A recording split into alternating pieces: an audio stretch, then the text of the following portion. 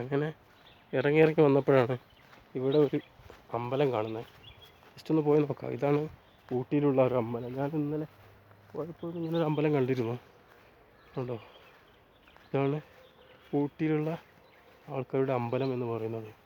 ഇതവർ ആരാധിക്കുന്ന ഒരമ്പലമാണ്. എന്താണ് ഇവിടുത്തെ പ്രതിഷ്ഠ എന്നൊന്നും അറിയില്ല. ഇനി കല്ലിലൊക്കെ എന്തൊക്കെ ഉണ്ട്. ഇവിടെ 2 മൃഗങ്ങൾ കിടക്കുന്നുണ്ട്. ഇതെന്ത് മൃഗം? പശുക്കുട്ടികളാട്ടോ, തെറ്റിദ്ധരിക്കണ്ട. ഏതൊക്കെ ഉൾനാട്ടിലൂടെ ഇറങ്ങിക്കൊണ്ടിരിക്കുകയാണ്. എങ്ങോട്ടാണ് പോകുന്നതെന്ന് അറിയില്ല. കുറച്ച് വീട് കാണുന്നുണ്ട്.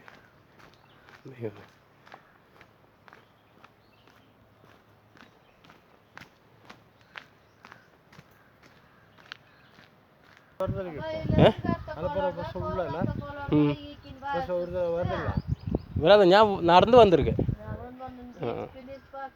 ഒന്ന് പോയി பார்த்துட்டு വരാം. ചേട്ടനോട് അനുവാദം ചോദിച്ചു. അവരുടെ സ്ഥലത്തൊന്ന് കണ്ടിട്ട് വരാമെന്ന് പറഞ്ഞു.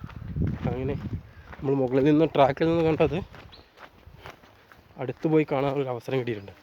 ഒന്ന് പോയി നോക്കാം.